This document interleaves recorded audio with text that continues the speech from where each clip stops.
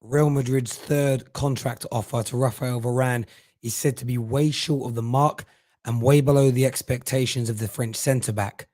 Manchester United and Real Madrid are now intensifying their negotiations regarding and relating to a transfer fee, and Raphael Varane's personal terms with Manchester United are expected to be no problem at all after preliminary conversations with the intermediaries and the representation of Raphael Varane. This could be Manchester United's next done deal this summer. We have all that. Another big Haaland update for you as well. Just some interesting information about the Dortmund camp today. Also, make sure you've hit that like button. Make sure you've subscribed to the Football Terrace. Here we go.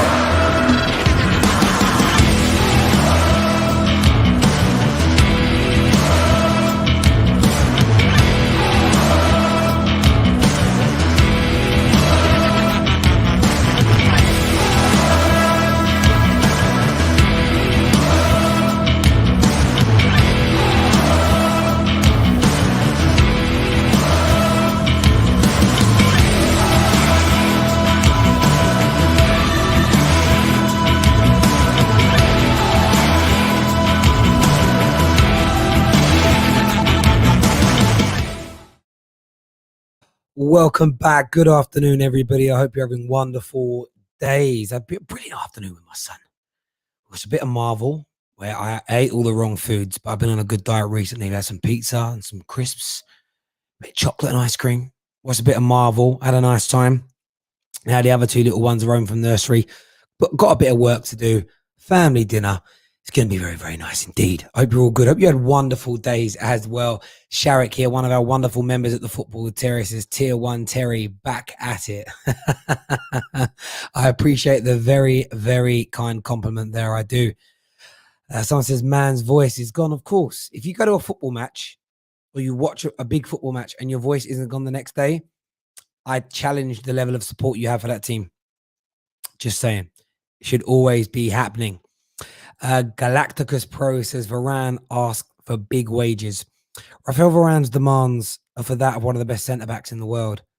Real Madrid have offered him in the region of about £9 million per year. In the modern day game, for one of the best 2 or 3 centre-backs in the world, that is simply not enough money at all. But let's delve into the news this afternoon in relation to Raphael Varane. Of course, we all know Man United want him. I think the reports now, we all understand that there is a genuine desire from Raphael Varane's end to leave Real Madrid. There is an interest and an excitement at the idea of playing his football in the Premier League. There is no doubt about it.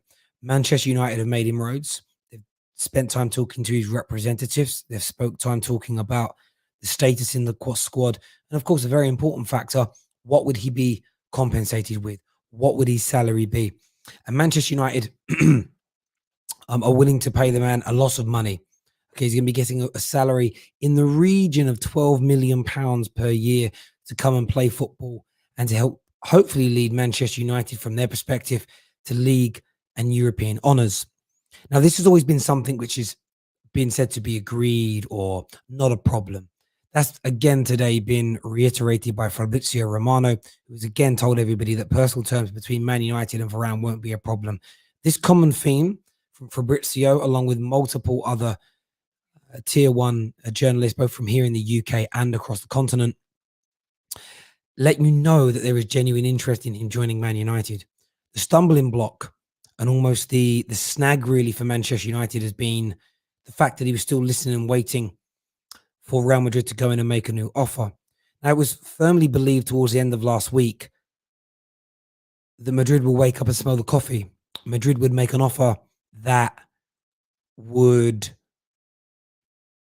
change Varane's mind about leaving and also give Carlo Ancelotti what he wants. Carlo Ancelotti wants to keep the player. Reports are telling us that doesn't seem to be the case. The offer that's been made reportedly is below the expectations of the player. Real Madrid have started to intensify their conversations with Man United about negotiating and thrashing out a fee because they've not had a response. They believe the reason they haven't had a response from Raphael Varane is because he has decided to join Manchester United. That's something that we brought to you yesterday. That then coupled with news that came out this afternoon. Sky Sports, by the way, They're about 6 years behind. They're about 6 years behind on their news today, talking about Madrid allowing Man United to talk to Raphael Varane. Those talks happened about 3 weeks ago, so I'm a little confused by that.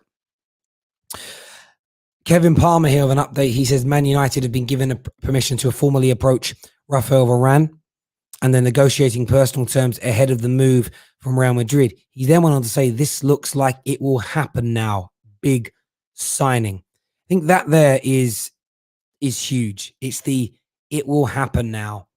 It will happen now. Another thing that was put out by Fabrizio Romano, I said what we already spoke about, that personal terms are not a problem for Man United, who are always in contact with his agent. United are wanting Real Madrid's price tag. Madrid will try to convince him, but it's going to be really difficult. So what's interesting there from Fabrizio is it's going to be difficult for Real Madrid to try and convince him to stay. But there's one other thing that he said there that's going to go unnoticed by a lot of people, but it's one of the key drivers in decision-making for football players in the game. Man United have always been in contact with his agents. This is one of the reasons why Lukaku was pipped by Man United. This is one of the reasons that Timo Werner was pipped by Chelsea. And these are famous examples because it was expected for those players to join other clubs. And almost at the 11th hour, they ended up going to rivals. And it was because Chelsea made more of an approach. They showed more time, more care, more attention towards Werner. Same for Lukaku. Now, the hope is that these signings work out better than those two, respectively. But Man United have let him know that we value you, we need you, we want you, and we're willing to pay the going rate for one of the best centre-backs in the world. This is a deal that could be done, that could be struck out for somewhere in the region of between 40 to 50 million pounds. Yes, over the last week or so, Madrid have made it very public. They want 70 to 80 million. This is never happening. This is never happening if Verand says no to his new deal. They don't have a great deal of money, relatively speaking. Relatively speaking, the higher echelons of the game, Real Madrid don't have a great deal of money. They are not going to risk Raphael Varane leaving for 3 next summer. They're going to want to recoup some of that money and reinvest it. Maybe in Pau Torres, maybe in Jules Koundé. But they are going to want some money in. They're not going to allow him to leave in a year's time for free. It's going to be very, very interesting to see how this plays out. But again, in the last week, the change in this has been massive. The thought towards the end of last week was, in terms of reports, that Madrid are going to come back in now, make a third offer. It'll be ample. He'll stay. Almost this element of he's used Man United to get what he wants at Real Madrid. According to the reports in the last 24 hours, it appears to have almost done the adverse effect. Man United have made Real Madrid come back in, but the offer is still inadequate. This appears to have infuriated Raphael Varane to a point where he hasn't even officially responded to Real Madrid. They've now started negotiating further with Man United over this price. Man United are waiting for the final price to be put through so a done deal can be arranged between the two football clubs so this can move on to the advanced stages of completing the transfer. There is still the possibility this doesn't happen. There is still the possibility that Real Madrid do go back in with a bigger offer. This could still happen. Let's not get twisted. It isn't a completed deal yet that's being held. But it's very, very favourable for Manchester United and could be agreed very, very soon by the sounds of things. I want your views and I want your opinions on this. We have a poll that's currently running here. The question being asked is, will Man United sign Verand this summer? 73% of our audience so far today think that this deal is going to happen. But I do want your thoughts. I want you to call in and have your say. Let's take a look here at some of these transfers you're talking about. Slens here says, where would Verand Mcguire rank amongst the world's best centre-back partnerships? Slens, that is a great question, buddy. Legitimately a great question. And on paper, it's right up there. On paper, top 3 on paper. I mean, performances count more than paper. We all know that. But we all saw this whole tournament, how good Mcguire is when he's next to a bit of class in John Stones. Varane is levels above that. They could be formidable as a partnership. They could be formidable. And you know what I'm going to do, Slenge? You've inspired. That's what I love about my community here at the Terrace. You've inspired the next poll questions. We're going to end that poll. And what we're going to put out there is we're going to want to rank it as number 1, top 3, top 5, top 10 centre-back pairings in the world of Mcguire and Verand if they play together. It's a great question, Slent. I absolutely love that. Make sure you've smashed that like button for us as well, please. Very, very important to the Football Terrace that you get that done. That would be very, very... I'd be very, very honored if you could do that for me. Thank you very much indeed. I can now get this. I'm going to get this new poll put in now. I'm going to move that mic a second so I can get in front of here. Right. So, where?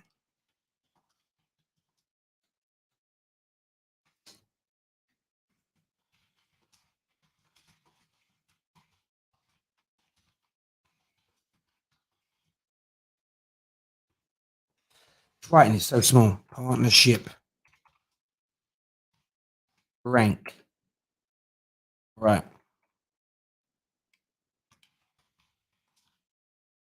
I've got number 1.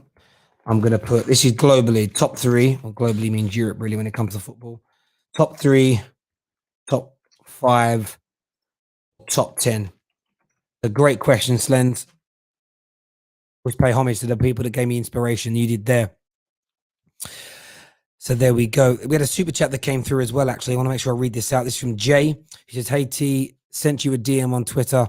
Can't call in for a reason. I can explain, but I don't trust Twitter. So no followers. Want you to know I'm not one of these abhorrent trolls, and much respect to all of you. Listen, thank you very much, Dre. I'll go and check DMs a little bit later. I'll try and check them at least once a day to see what's kind of cracking and going on and all that jazz. So I appreciate that, mate. Thank you very much. And thank you for the super chat as well. Thank you. United, a good destination for Verand. He will be very valued there. Yeah, he will be. He'll be valued so much. He'll be valued so much indeed. He really does need. Let's have a little look here. John Stones is better than Varane, is what one voice Man City champions has to say. Pavard, Suli, Upamecano, that's pretty good. It's pretty damn good. Diaz and Stones, Ramos, Marquinhos, Mcguire, Verand, top 3. You could argue that's pretty good. It's a pretty good selection. Announce him to. I mean, I can't announce him. I don't own or run Man United, I'm afraid, mate. I wish that I did. Terry Sancho will be better than Drogba, mark my words. That is a really random comparison to make. A comment here from MD says, I'm 75% sure that Rafa will come to Man United, but Man United as a club should do more than the Verand deal. We should try to get CAMAVINGA from Rennes for about 30 million, get them quick and start our pre-season quick.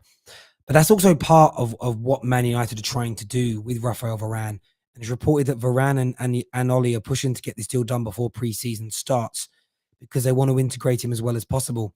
One of the biggest stumbling blocks that Man United have had in recent years and in recent times in relation to transfers has been getting the players integrated properly in the summer.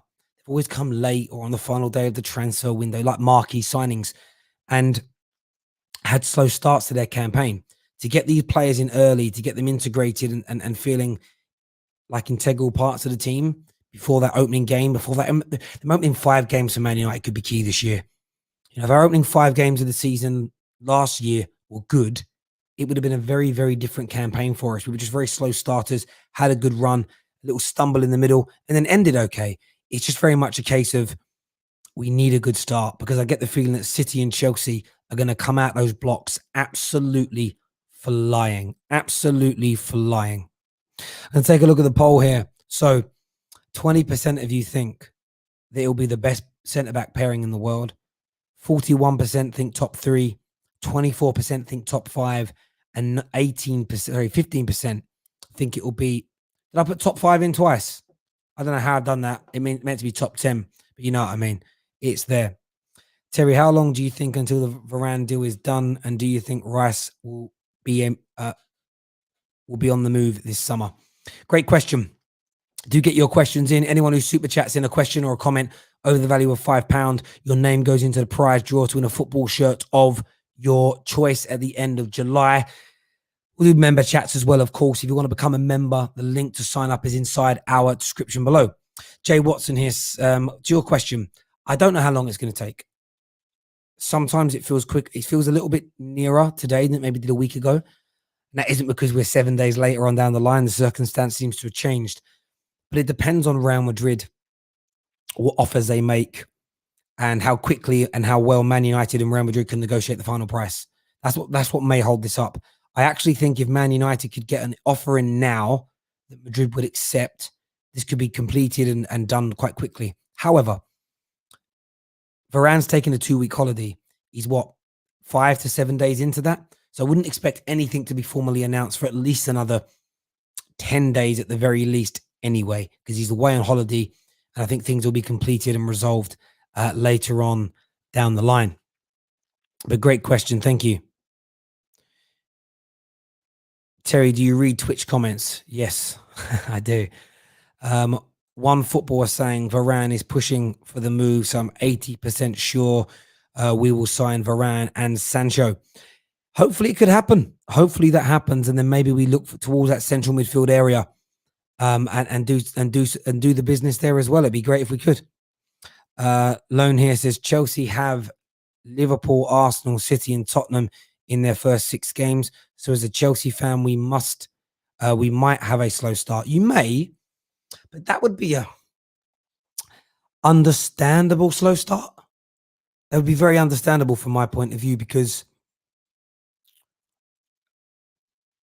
results against the top 6 are hard. They're difficult. So if you went through those games and you won 1, drew 1, lost 1, it ain't a bad start, because you're then going to have a run at some point where you play a lot of the more beatable teams, and that's when it will count. That's when you'll need to be on point. Mike here says, how difficult do you think Real Madrid will make the fee? Not very, to be honest.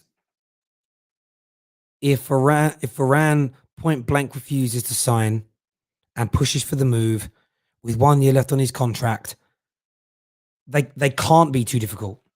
They just can't be too difficult, because they need the money. Them needing the money makes it a more simplistic negotiation. It's just as simple and as straightforward as that. That is it in a nutshell. That's just it. You can't get away from that. You just can't get away from it at all. Sorry, someone sent me a message. I want to see what this is in case it's important.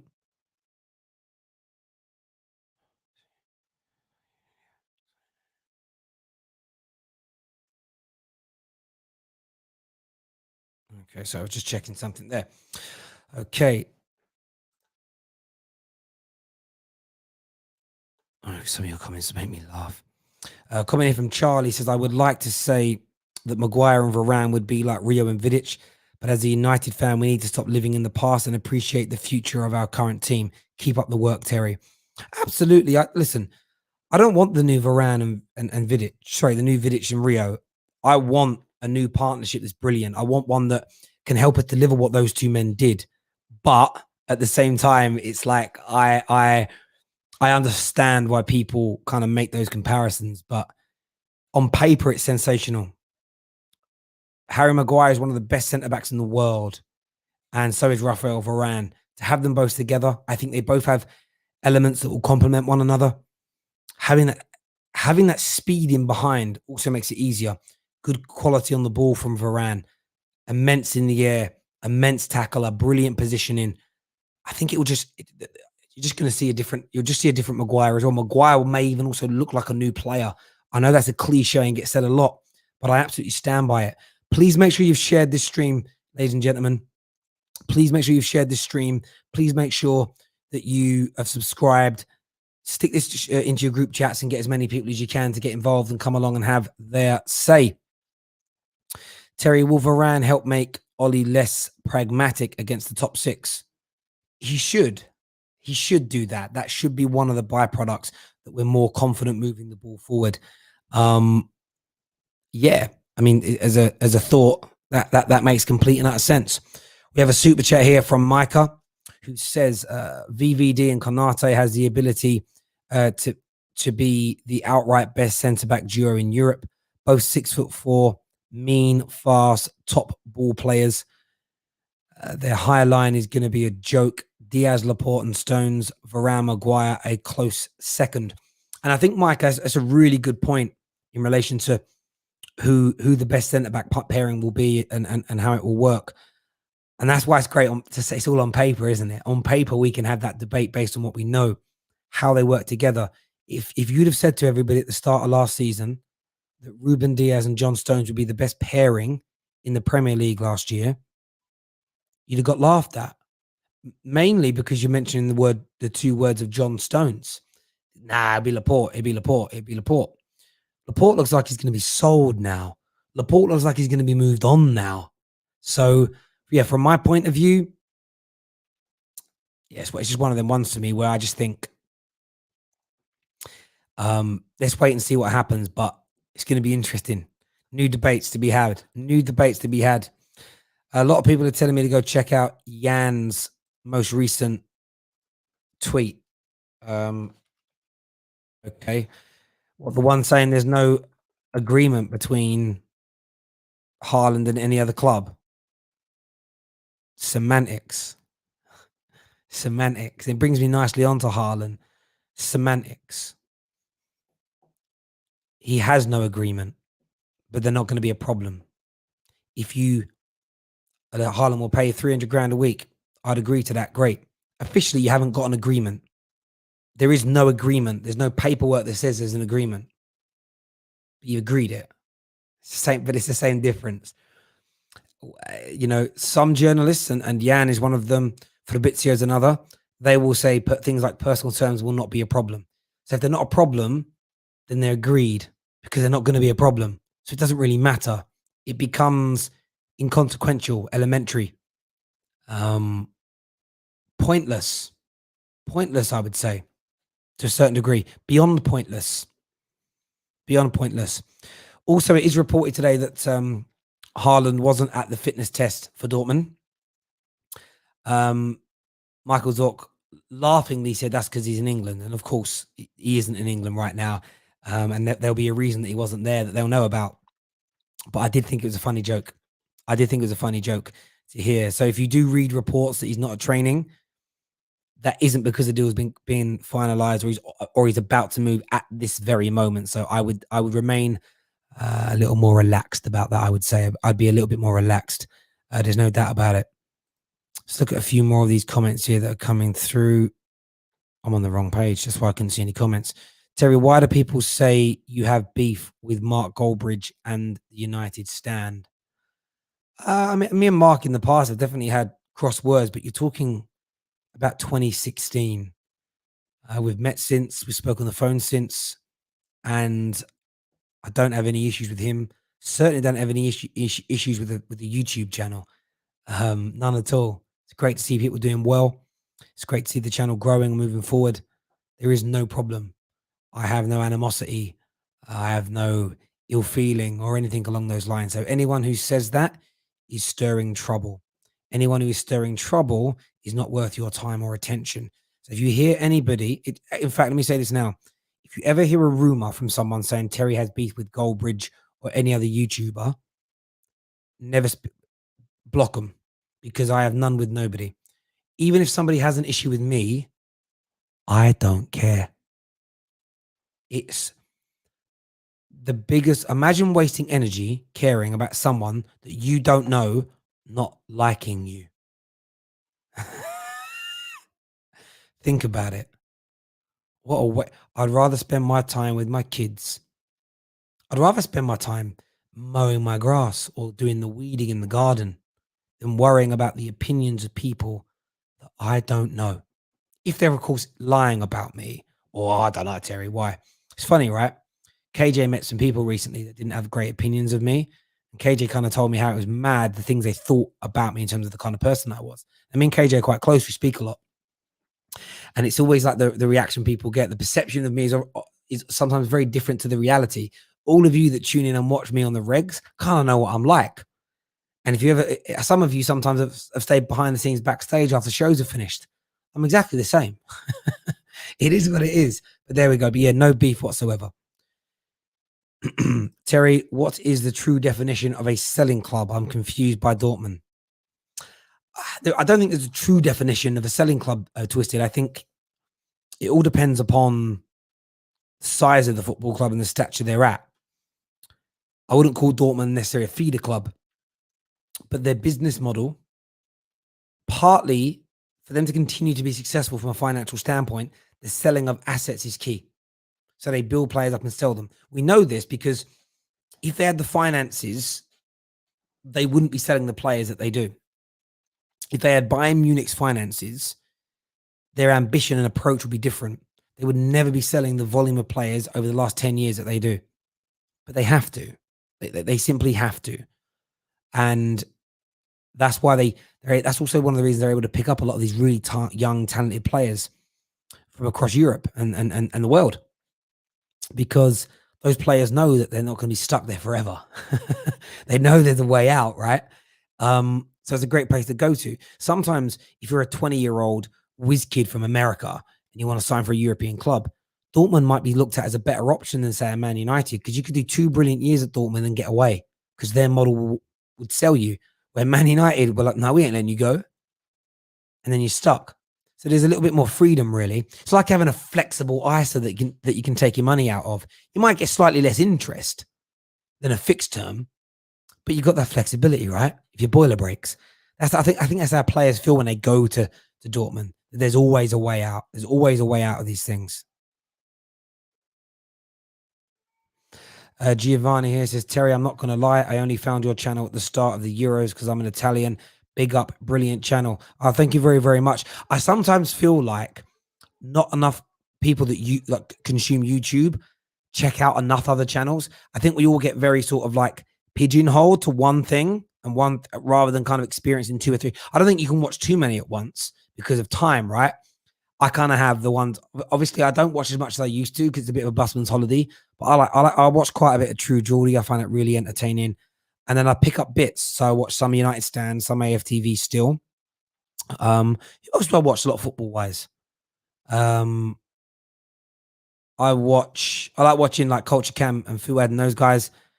Stoppage Time. That's a really, really good show. I enjoy them. Of course, the people that are on the terrace, I watch their stuff. I might have it on in the background. Nick Sports, Igal, etc. Gold Diggers, and whatnot. But yeah, it's nice, and thank you. We've got a lot of big stuff coming up next year, Giovanni. So keep yourselves involved. Terry, when do you think Sancho will complete his medicals for Man United? I'm gonna steal something from KJ here. I think he may have said it on the air earlier, or maybe said it backstage. Might be backstage. I feel like Man United are now going to delay the Sancho thing slightly further again, because after everything that happened yesterday, they want to do it at the right time. If Sancho scored the winning penalty, we'd be announcing it tomorrow. But he didn't, so we won't. I think he'll have a holiday now. I think he'll go away on holiday and rest, which is the right thing to do. Maybe in the space of the next week or so, a couple of weeks. And there's no rush. He's a Man United player. I wouldn't worry about it. I wouldn't worry about it at all. But yeah, they'll let him go away first. Terry, you're close to 200K. We are closing in on 200K. And you know what I love the most about our subscribers? We've got such a great mixture of fan from different clubs. So, I can always tell by the comments when we go live with Man United news, different people from when we go live with Chelsea. We have like a hardcore group. They're here for everything, and I love you. And then we just have all these people that are just like, actually, I watch the Man United stuff. I watch Tottenham. I watch this. I watch that. And it's nice to see. And then a lot of the time for our big match reaction shows, everyone turns up together, and it's beautiful. It's a beautiful thing. I love it. It's great. So yes, we're getting close to that 200,000. We're 600 subscribers shy from making that possible. So yeah, it'd be nice when we get there. Be a really good achievement for us as a channel. So yeah, really happy with that. Really happy with that. And I've also found out I can do something which I never knew we're going to start doing for match reactions, so we can make sure we keep all the super chats on. We're going to put the comments in slow mode so that I can keep up to date with what's going on. I didn't know that was a thing. I actually can't believe I didn't know. But there we go. We're going to open up the lines now for you to come on and for you to have your say. I'm going to share the link in the live comment section. And I just want you all to do me a favor and call in. I want to speak about Raphael Varane. I want to speak about Haaland if you didn't get the chance to speak about that this morning as well. Where has it gone? Why can't I see it? There we go. I put it in twice now, but I'm going to pin it this time. I couldn't see the first one. Sometimes I put comments in and I don't see the damn things. So there we go. Terry, yesterday I watched your video ranking the Premier League all-time attackers. How do you allow your viewers to have the likes of Perez and Gerrard in overrated? Because we're not an echo chamber, and if somebody wants to do it for a bit, so like we have serious football conversation, but football should be fun. And if a Spurs fan wants to put Perez in overrated, we'll let them, and it's a little bit of fun between the fans and everything else. I love our ranking shows. I'll be back next year. But thank you for tuning into that. I appreciate it. Appreciate it a lot. Terry, any Maddison news? No updates since the weekend. Nothing has changed in relation to that at all. I wouldn't expect any change in that either from this moment in time. So yeah, nothing new, nothing different in relation to that. Stephen Bauer here says United signed their first new coach to deal with set pieces, Eric Ramsey. Is that the case? I didn't even know about that. I didn't hear that one. Let me go and check that out. Is that true? Has it been announced by the club, or is it on Twitter, or what? Am I missing a joke? Step by step, this man is fixing a football club, a few kids and a drink. Okay, right. Where has it been announced? But cool, if we brought in a set piece coach, then that's great. At least, do you know what I would say that says? Doesn't mean it's going to definitely improve Man United, but it says that Ollie has recognized what the problem is. And if he's recognized the problem, that's, like they say, admitting the problem is the majority of the battle, right? So there we go. Cristiano Ronaldo to PSG. Is that real? Is that a real thing? We'll see. We'll see what happens with that one. But thank you for that super chat, Steve. Oh, it's been announced by the club on the app. Oh, yeah. Well, I don't have the Man United app because I don't have it. I don't even follow. I don't even think I follow Man United's Twitter account anymore. I blocked it. I can't have blocked it. I didn't block it, but yeah, I don't follow it. Right. It hasn't been announced on the website, but there we go. Are we back at training now as well? Oh yeah, AWB's back at training. I see Darren Fletcher on the training ground. Ledge. Juan Matters there. Tuan Zabi. Ghana. Vidic is back. Oh, preseason training's begun. Oh, it's starting to get exciting now, isn't it? It's starting to get exciting. The mods here are doing an amazing job. Yeah, the mods are killing it, man. Mods are killing it. But do you know what else we can kill? The likes. Let's do an experiment. I want to check something. Do we do a little experiment here on the air to see if the algorithm of YouTube is fair. I'm looking now on the reach. So how many people this show has been presented to? Wow. So far this show has only been shown to 7,000 people on their feed on YouTube. There's 900 of you watching right now. If all of you hit the like button, let's see if the level of impressions go up and actually start showing it to other people. Let's just see. Let's do a little experiment there and see if they're still holding certain people back. Hit that like button now and let's see what YouTube do with it. I'm really intrigued to see what YouTube are going to do with it. You know, the average view time, we've been live for 33 minutes. The average view time is 24 minutes, which means it's engaging. Plus, if people hit the like button, let's see what happens. Make sure you share this as well on your social media platforms and encourage some people to come here. That would be amazing. It would be amazing. What's this here? Terry, our first preseason game is on Saturday. Is it? See, that's how engrossed I've been with the Euros. I didn't know that, but there we go. God, Twisted, let's do it. Let's see. We only gone up by 100 likes so far. Let's keep hitting it and see if the number of impressions grow. That's what I'm intrigued about. Will the number of impressions grow? Because that's what it's all about on YouTube, is getting the impressions. The click-through rate's fine. It's gone up a little bit because you guys are hitting it. Let's keep continuing to see. We'll do some calls while you're all doing that right now. One of our members here, Nade, says Sancho followed by Varane. Who would be your perfect third? Indeed, he would be my perfect third. perfect but impractical. So or improbable, more than practical, improbable.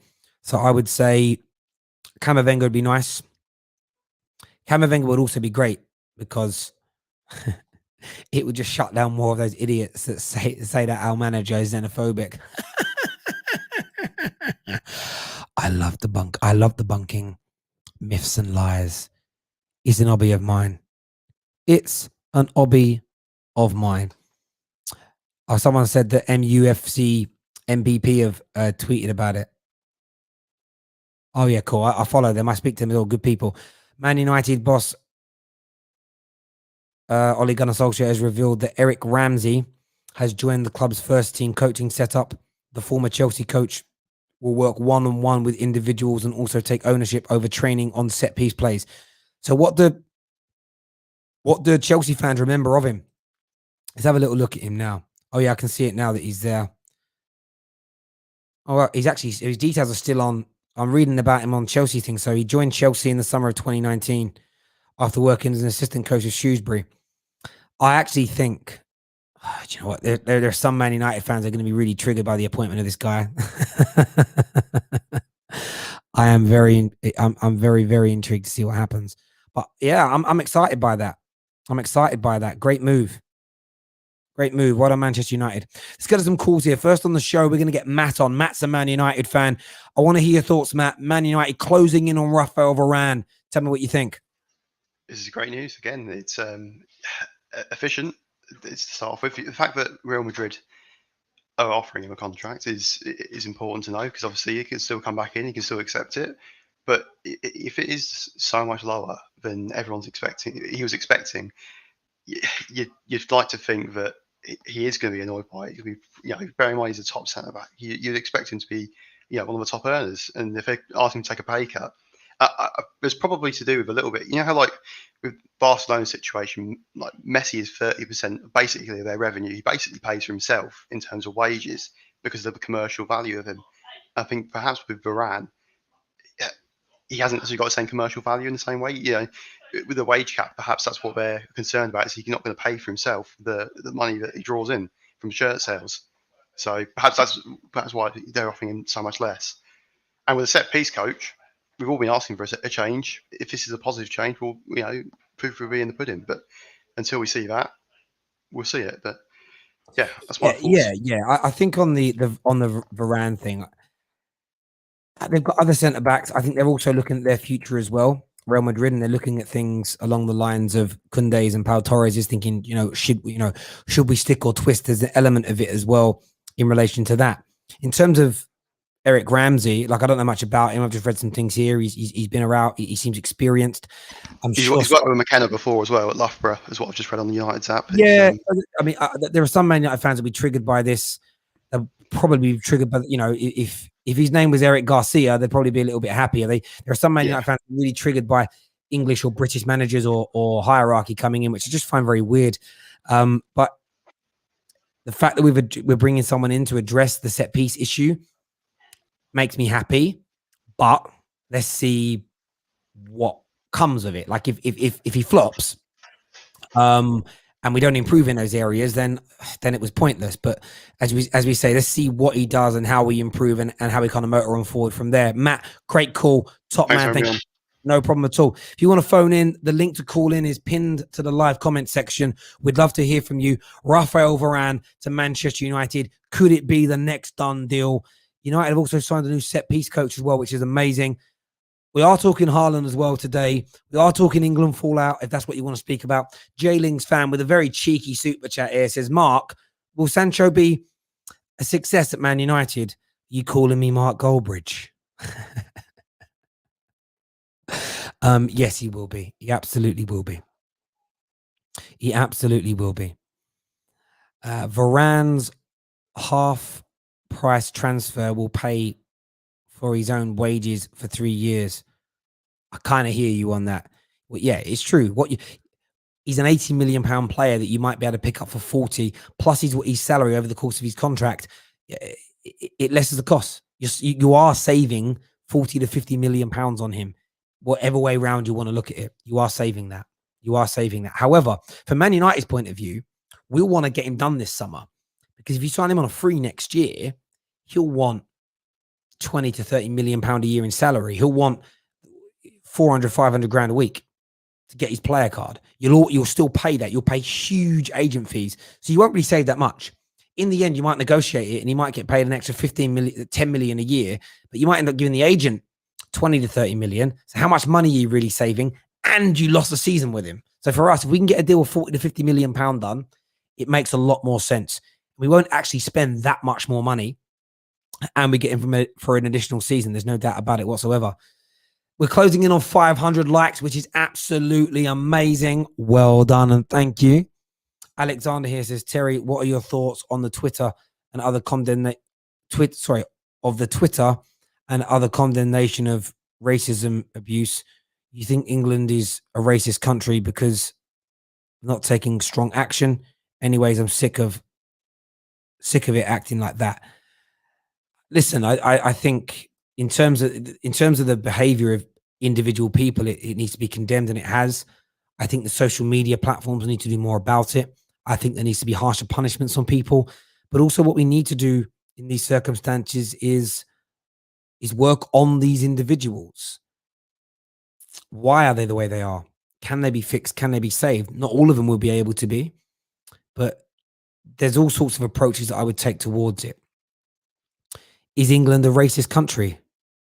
There is racism within this country. To deny that is absolutely stupid. The positive side is that I think the majority are not. That's my personal view. However, one is too many. And yes, when you make progression, you should celebrate that, but you should never continue the fight. You should never continue to push forward. You should always want to continue to make things better. And moments like yesterday, what's really sickened me is seeing the abuse of those players. The excuses I've seen given from some people for being racist. It bothers me that social media just allows it so easily, but yet if you share a clip of a football match, you can have your account taken away with no recourse, no way of appealing it or anything, and you're done, you're in the mud. But yet people can write what they want, and unless they're exposed and somebody else, like the gentleman who works for Savills that put that tweet out, I think he said his excuse is he got hacked. Who hacks an account with 12 followers? But unless somebody exposed him, that would have not been seen. So create your algorithms to stop that. And at the same time, on top of that, which I think was the cherry on top of the icing yesterday, so many claims of people being mobbed in the streets and thrown on train tracks. And I actually saw someone tweet that a woman was stabbed and killed by England fans last night. And it got traction, then it got deleted. And it turns out there's been a lot of fake stories put out there about things going on in the streets and things like that, or huge fabrication, some of them lies. And I just think to myself, what are you all doing? You know, it is sad to see. It is definitely sad to see. No doubt about it. It's horrible. Absolutely horrible. Make sure that like button's being hit. You're subscribing to the Football Terrace. As we said earlier, we're closing in on 200,000 subscribers, which is beyond humbling. That is all I can say. Comment here says, name them, shame them, report them. Absolutely. But there's one additional thing. I think naming and shaming is fair. I think reporting them is essential. But I think support needs to be offered also. And I say that about all criminals. All criminals. Because being a racist makes you a criminal. All criminals, all people that break the law should be given the opportunity, the time and the investment to change. To be rehabilitated, to be fixed. And I think with racism, it's a psychological thing. You're taught it. You're not born racist, in my opinion. You're not. You're taught to be. Parents, friends, social environments, bad education. If you can be taught something, you can be untaught it. Now, of course, there needs to be a desire and a want from an individual to make that change. And if somebody chooses to not change, there's very little you can do. A horse to water and all that jazz. But if you can change 10%, and those 10% can then change to another 10% and vice versa, you can make a difference. You can make an impact. That's just my view. Maybe I'm delusional in some people's eyes. Maybe it's wrong to want to support people like that. But I just feel there should be a way to fix, because if we don't fix the root cause problem, it's never going to go away. So, it's fire, like a fire alarm's great. The fire service are brilliant, but wouldn't we prefer no fires? I'd rather the fire not start. So what can we do to stop them from starting in the first place, as opposed to, when there's the bushfires in America or Australia, let's just triple the fire service, 3 times as many fire engines, pumps, hoses, and firefighters. That's great. How about we just put in some practices so that things don't start again, or we limit how the wildfire can start, right? That maybe seems like a better option to me. Root cause analysis is what I would say there.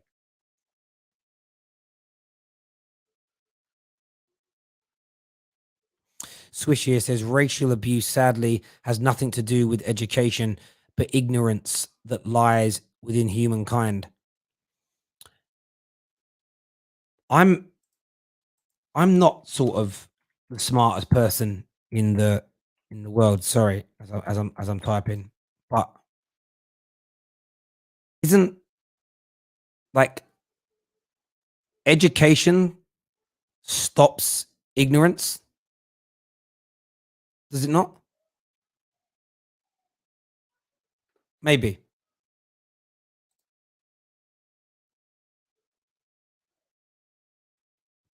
Nah, Terry, this world needs more love and acceptance than fear and hatred. Exactly. And sometimes what you need to do is show care and compassion to the people creating the hatred. Maybe that's the start. I always remember some parents kicking off at my school because the school's bully was made a fuss of. But I remember it stopping him from being a bully, because he was the way he was because of the way that his life was. And the school just took this individual approach to say, well, maybe we should just show him more time, care, and attention and love. And it turned out, like, I actually become friends with him as he got older. His home life was awful. It doesn't excuse what he did. But making him feel better about himself stopped him from bullying other people. It worked. I just think that, listen, I'm not educated enough to say how it would work, but that's what I would do. And then get professionals to come in and do it. Anyway, let's go back to football here. ACFC is coming on to have his say. Remember, you can phone into the show now and have your say as well. We want to hear from you on the terrace. Share the stream, subscribe, like, and everything else. ACFC is with me now. What do you want to say, bro? Yeah, hello. Can you hear me? Yeah, perfect. What's on your mind, my friend? Yeah. I was just going to talk about the football. I think the transfer news is really starting to heat up now. You got Jack Grealish maybe going to City. You got Verand potentially going to Man United, and Haaland going to Chelsea. It's becoming quite the transfer saga already. What I'd say about Verand to Manchester United is that it allows Manchester United to be so tactically versatile because you can change formations. Because right now you're playing the 4-2-3-1. But I think if you have that Verand, you have that strong partnership between Mcguire and Verand, you don't really need that protection. So you can play with the 4-3-3. You don't necessarily need the 4-2-3-1. And I think that can allow you to have Pogba and Bruno, if Pogba still stays, you can have them be more further forward, and that can mean they're more threatening. So yes, it sounds great for Manchester United to be here. Yeah, no, mate. Sorry, I agree. I love the idea of him being here. I think he gives us. It's just, like if Lindelof was a bit quicker and a bit stronger, he'd be world class. What do you think? Like his reading of the game is very good. Yeah, I think his reading is good. I think he's okay on the ball. Technically, he's good. He just lacks the physicality. He just lacks the presence to be able to impose himself on games. Now, Varane is better at all those technical things. He's a better technical footballer. I think he's a better defender, better positioning. But on top of that, what he has that's vastly superior to Lindelof is speed and strength. And the one thing he has in abundance over Mcguire is that speed and that pace. And that's just what we miss at the back. You saw at the Euros for England. Invariably, when we play with three as an example, having that speed of Walker to cover at times made all the difference. Because if we didn't have that speed, there'd have been times where our back line would have got exposed and everyone would have gone, "Ah, see, it's because Mcguire isn't quick." So yeah, Mcguire isn't quick, but he's amazing at what he does. It was interesting as well. I think it might have been Vidic who said this the other day. It was that Harry Maguire isn't world class at one individual thing. He's like an 8 out of 10 at everything you need from a defender, which makes him brilliant. So we just need that little bit extra to complement him. And the quality between those two is great. It also gives us those options, I think, then to go from flat back fours to back threes as well. I think we've got so many opportunities. It really, really can. Listen, thank you very much for coming on, mate, and having your say. Great call, great points being made. Top man, thank you. No issues. A few more people were in the back. I do want to do some more calls with you, but we can just go by the chat if you do want to as well. If you want to as well.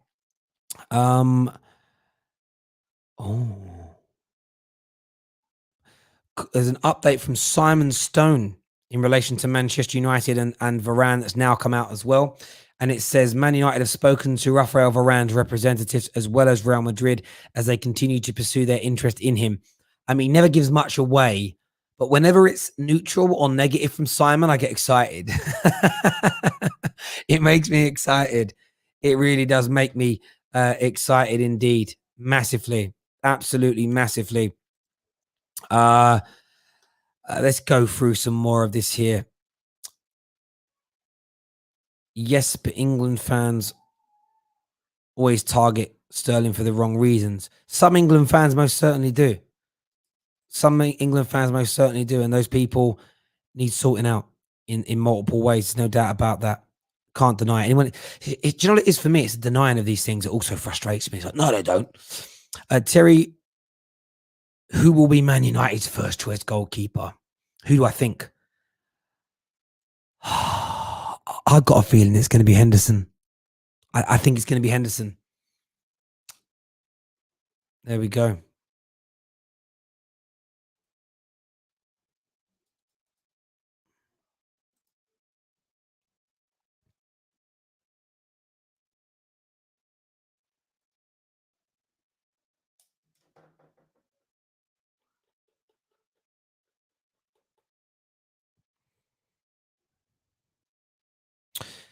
Comment here from Ryan says, promoting cancel culture like you do is disgusting.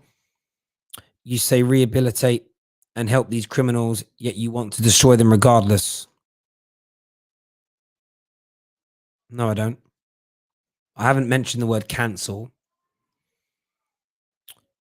I think being a racist and acting upon racism is one of the worst crimes in the book. It's awful. Of course, it's awful. It's disgusting. I think the punishments criminally for being racist should be higher. Therefore, if that man who works for Savills was caught mugging somebody, would we have a problem if he lost his job? If the racist on Twitter was caught stabbing somebody, would we have a problem with him losing his job? If he was caught punching a woman in the face, would we have a problem with him losing his job? If he was caught burgling a house, would we have a problem with him losing his job, Ryan? The answer is no. And for me, everyone will have a hierarchy in their own minds as to what crimes are worse than others. And we don't need to get into that now. But for me, being racist and then acting upon it, if you're racist in your head and you never say anything, you're chasing ghosts. You can't. That person can't be in trouble. You don't even know what they are. But when you're out there saying things somebody said, them losing their job isn't the cancel culture. It isn't the cancel culture. It isn't him telling an old joke at a party and someone filmed him and it was said with no malice. His words yesterday was said with malice, with aggression, with hate, and with anger, and with nastiness. There is a fundamental difference. I'm not saying he should, it isn't that he, I don't know, he said something inappropriate 15 years ago and now people are trying to make him lose his job. 20 years ago, that was a joke, as I've mentioned, that's where I can understand people being upset with the cancel culture. It's like, yeah, but he literally told a joke that was, it's like that joke was acceptable 20 years ago. It isn't now. And now they're gonna retrospectively, like retrospective punishment and all of that. That feeds into the cancel culture element that I understand that people are frustrated with. Rants the other day. Example about Rants. Rants said what he did about Mark Goldbridge crying. I thought Rants was wrong about that. I don't think they were fake tears. I think that was a wrong thing for him to do. But I think people trying to like messaging YouTube saying you should take his platform away. I think that's wrong. I think that's wrong also. So it's like that is cancel culture where I don't think it should exist. Someone losing their job for referring to those 3 brave Lions that missed their penalties yesterday as the N-words is a criminal offense. That person losing their job isn't the cancel culture. That there is the decent thing to do. But my point was, you then need to have a support mechanism to allow those people to get back on their feet. Because if he burgled a house and was caught, he would lose his job and go to prison, but then have the opportunity to rebuild himself. What's the difference? Rehabilitation is key, but there does need to be punishment and there does need to be consequences for people. There has to be, surely.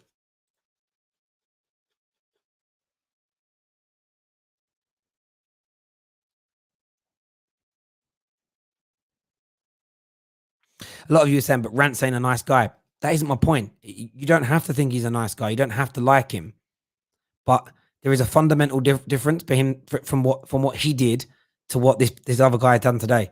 I can understand people saying Rant shouldn't have a YouTube channel if he was out on the street robbing people of their phones. Like what he did to Mark in that instance, some people find that disgusting, morally reprehensible, but it isn't a crime. There's a difference here. What this person did, we're referring to, committed a crime, an illegal act. There is a fundamental difference. Some people seem to get more offended nowadays about a man cheating on his wife than a criminal act. It's like, yeah, it's morally bad, but it's not against the law. Leave it. Drop me out. Like moral issues seem to take more of a precedent than legal issues sometimes. I find it weird.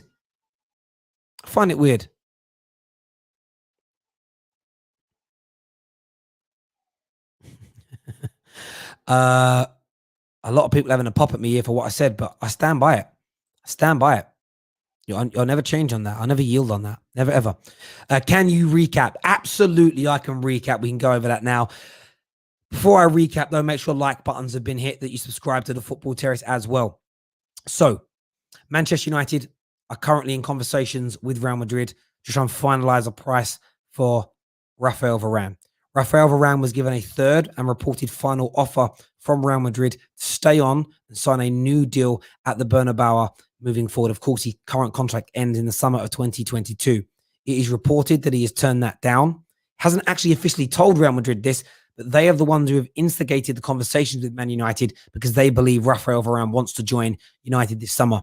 Personal terms are either no problem or they're agreed or they're in a pre-agreed agreement. I don't really care about the semantics around that, but he wants to join Man United. He's excited about joining the Premier League. It looks very positive for Manchester United right now. Very, very positive indeed. Charlie Brown. A few people asking about Ben White update coming later on today, so stay tuned for that one. People. Let's do some more comments here. Verand has contract issues at Real Madrid, and while it does seem that he is open to Man United move, it would mean Real sanctioning the exit of both senior centre-backs in one summer. It would mean that. It would definitely mean that. But what's not being listened to here is the fact that if he doesn't sign a new deal, he goes for free next year.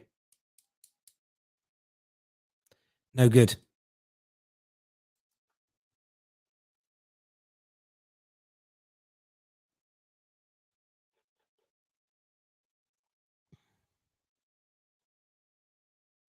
Carry on fighting the good fight. Listen, course. It's got to be done. It's got to be done. Do you know what's interesting, right? Like I saw a tweet from Aaron a moment ago. It came up on my timeline, and I will respond to it in a bit. Basically said like a lot of people are silent about what went on yesterday, and it's like, you know what, bruv? I feel like I'm like the only YouTuber that ever really addresses these things and has calls about it and discusses it. I find it mad. I find it mad that more are not talking about it on a higher level.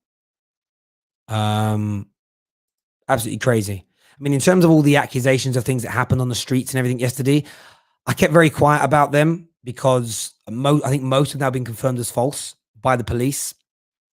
I kept quiet about them because I don't know why, but they all just felt a little bit juicy small A. Do you know what I mean? They all just felt a little bit, did that really happen?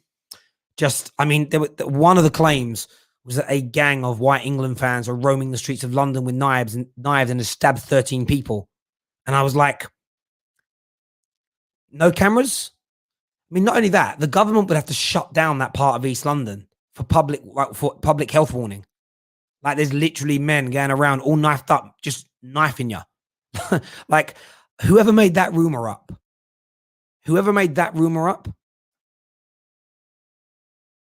it's a disgrace. And again, what Twitter should be doing here is, and they should be able to do this easy, let's find the source of those rumors. They get banned as well. They, at the very least, ban them from the platform. What you don't need, we definitely don't want racists on these platforms. We also don't want people lying about it. You also don't want somebody, like anyone that makes false claims about crimes that have taken place against them or towards others. They're not as bad as people that commit those actual crimes, but they come in second place. they come in second place. They're still knobs. Imagine making that rumor up.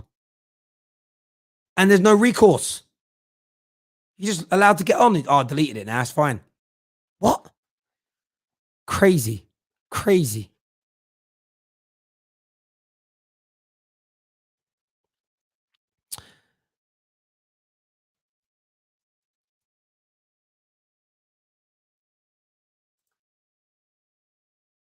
I try my best, but there you go.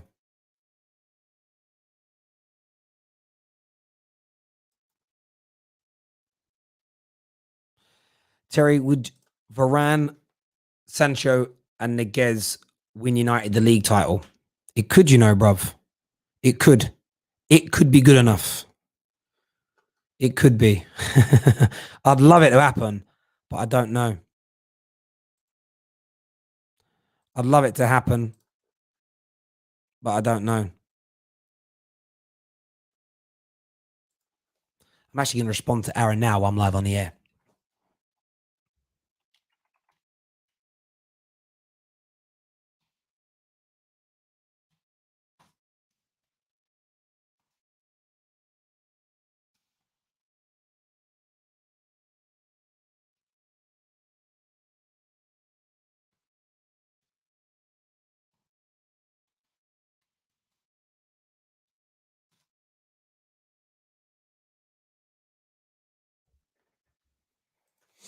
Anyway, because I'll forget to do it if I don't do it now. Terry, any Sal Niguez news? Liverpool Sal Niguez news is exactly where it was just the other day. Liverpool and Atletico Madrid. Again, semantics are probably important here to a lot of people, but have agreed on the fee. Well, Liverpool know what the fee would be to get it accepted, blah, blah, blah, blah, blah. Sal Niguez is open to moving to Liverpool. Sal Niguez has made his demands clear about what he wants to be paid. Remember, he's on 300,000 euros a week right now. It's down to Liverpool. If Liverpool want to sign him, if Liverpool want to bring him to Anfield, they pay it. It's in Liverpool's hands. Liverpool are leading the race. It's Liverpool in the driving seat. They can get an agreement very easy with Atletico, very easily with the player. They just need to offer the money. That is where the Sal Niguez deal is right now. By the way, some other channels might have spoken about it. I haven't checked every single football YouTube channel on the planet. I'm just pointing out that I haven't seen any yet. Least of all taking calls. Nice here says Europeans are a different breed. All right, mate. Fair enough. Cheers to that. I don't really get what you mean. I don't understand it, but fair play to you. Fair play to you. Next on the show, man like Pav's here. Pav, new coach. Sancho's in. Varane may be on the way. Give me your thoughts. First of all, hope you're good, Terry. Obviously, weren't good for us yesterday. I really thought it was coming home, but things happen and we move on. Obviously, some people don't. But yeah, on Verand, I've always said when I comment, I really want Verand. He's probably one of my favourite defenders of all time. And I know back in the day, Fergie tried hard to bring him here, but he was lured to Real Madrid. I really do hope he comes here. I don't know if it's possible. I still have that feeling that he might sign a new contract at Madrid. But the news reports today, is that true that we've been given permission to talk to him officially by Madrid? Yeah, so there is I mean, I believe that's been in place for a while because Real Madrid are not stupid. Real Madrid are in a situation where they've almost had to allow Man United to talk to him because they need to move this along because they don't want to. That's why this whole notion of he'll either sign a new deal or move to Man United this summer. There won't be this. He'll do another year, leave for free. Real Madrid want him talking to Man United because they want this situation resolved. That's why when I hear what Simon Stone said around, but it means letting both their top centre-backs leave in one summer, it's like, but they know that and they're prepared. Like, they're not going to let him leave for free next year. They can't afford to. They can't afford to give him £9 million in wages and then get no fee for him and then have to fork out for a top-level centre-back. At least if they bring in 40, 50 million pounds now, that's a lot of the money that they would need to fix up. So, yeah, it's kind of reasonable as well for a world-class defender. Like, you look at what he's accomplished, 45, 50 million pounds is a lot of money for someone who's on his last year of his contract. Right? You don't really ever see clubs pay that much for someone who's on 1 year left. They'd rather wait till he becomes a free, but we can't let that happen because otherwise you'll have all the top clubs in Europe from every major league asking for a signature. So we have to make this deal happen. Like, you look at Harry Mcguire, what he's done in this tournament, he can only push on from that in the season coming. And having Mcguire and Verand as a centre-back partnership, we should be doing much better from what we saw the season just ended, because the centre-back partnership was a joke. As long as we get that deal done, I think that cements the top four. But I think we need maybe one or two more to maybe push on for a trophy. But yeah, like, obviously you mentioned a new coach. What is it? Is he a set piece coach? It's what I've read. Yeah, I've got to do more research on him, but I've just shared on my Twitter. So somebody, and I'm going to tell you who it was because I don't want to be disrespectful. So at MUFCAM, thank you very much, sent me a link, and I've just quote tweeted and shared it from the CV Academy, and it's Eric Ramsey, how to build. It's him teaching. It's titled "How to Build Up High Pressure," and he was a Chelsea coach at the time, and it's like a coaching video. It gives you an insight to him as a person. So looks and sounds very, very good indeed. So yeah, go check that out on my Twitter page, people. Yeah, for a bit of insight on him. And look, we needed to improve that area. We have to see whether it works.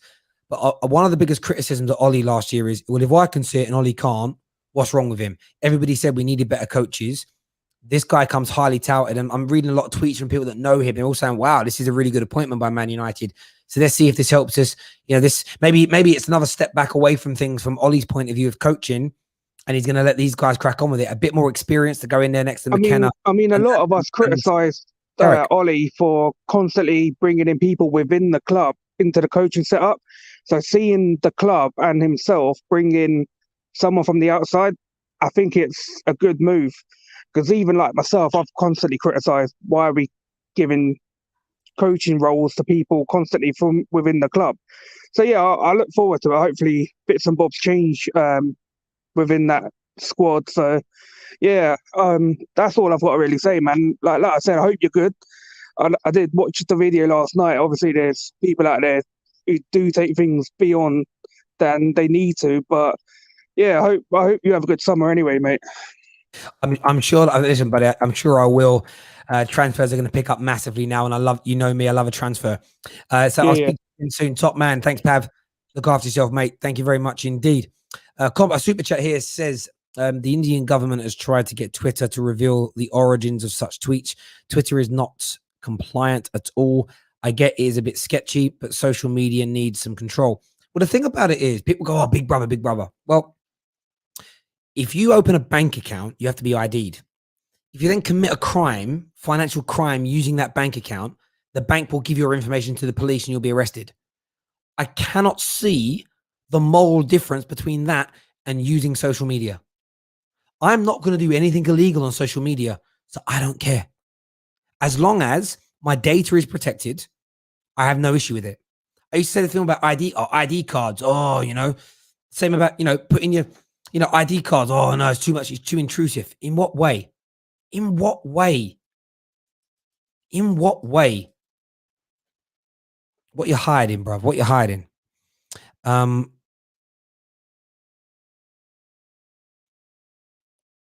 We've got Rams coming on the show next to have you say, welcome back, Rams. What are you here to say, buddy? Yeah, man. Obviously, the fallout of yesterday is it's a bit gutting. I mean, like, we're so close to winning, and obviously the aftermath is absolutely disgusting. But I'm here to talk about football. I'm here to talk about Varane and his possibility of going to United. And I think if United get him and get another centre midfielder, ideally a DM, I see them challenging for the league. It's as simple as that. Verand and Mcguire will be probably the perfect partnership. Like every fan, I think every United fan says Mcguire would benefit with someone that's a lot more quicker than Lindelof. And Verand is that. Verand is not only quick, he's also very dominant, very strong as well. And people will say he's been carried by Ramos, but I think Verand and Mcguire will be a really good partnership. And yeah, it's a bit worrying for any rival fan out there. If you're a City fan, Chelsea fan, Liverpool fan, it's a worrying prospect. Yeah, I think it's sensational. I want to pose the big question to you. I should have had top 10 on that. Like, I don't know why I put top 5 in twice, but where do you think Varane and Mcguire will stack up as a partnership in terms of overall quality, say in Europe? The best top 3, top 5, top 10? In Europe, if it was the Premier League, it would be definitely top 3. In Europe, I don't know, because all the other teams in the world are sort of changing their partnerships. Bayern are changing from Boateng and Alaba to Sula and Hernandez. Liverpool is still the same. Man City's more or less the same. If I was gonna be absolutely sure, it'd be top 5. Definitely top 5. Like I said, they both complement each other so much, and they both have a little bit of pedigree in playing in big tournaments, going to European finals. So yeah, I think definitely top 5. Top 3 would be a bit of a stretch, but definitely top 5 in Europe. Yeah, I hear you on that. I think that's fair. It's all on paper as well, as you say. I think on paper, because of the experience they both have, it just makes you think, oh, and I think Mcguire was so good at this tournament as well that people, I want to make sure I say this in the right way, but I think people are kind of in a situation where maybe they slept. I've seen it from a lot of rival fans where one guy, I read a tweet and he basically said,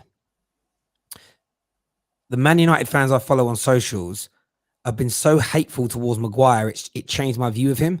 But having watched him for England, they're all chatting shit. They're all chatting nonsense. He's actually really quite good. And it's like, yeah, he always has been. It's just the over focus on crazy things. And it's just a shame he didn't pick up that winners medal. It's really.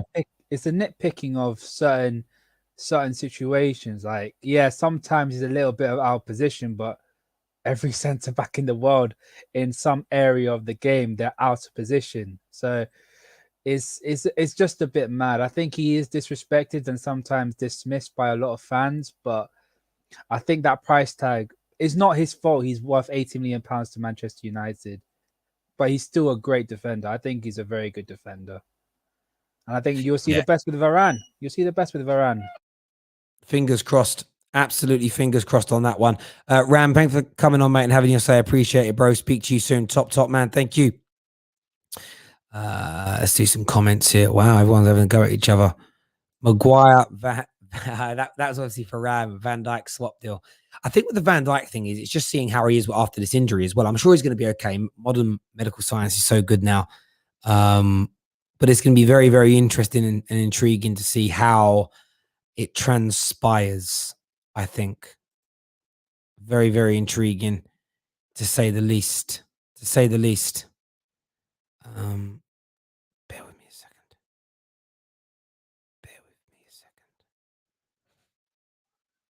Where's that gone? Sorry. Someone sent me something and I want to check what it is. But when I open it, it disappears. Oh. I don't know where that's gone. Anyway, there's no more calls to do. No one's backstage. Hello. No one's here. Why is no one here? Where you all gone, man? Come back.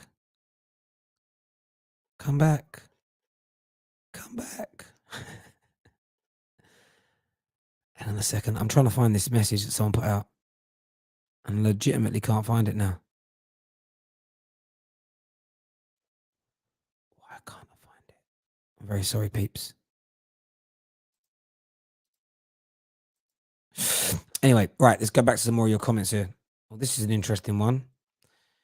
Someone in the backstage called the United Stand turned up. I thought Mark was here for a second. Can you imagine if it was? It's not. I thought, oh, is Mark turning up? No, he's not. He's not here.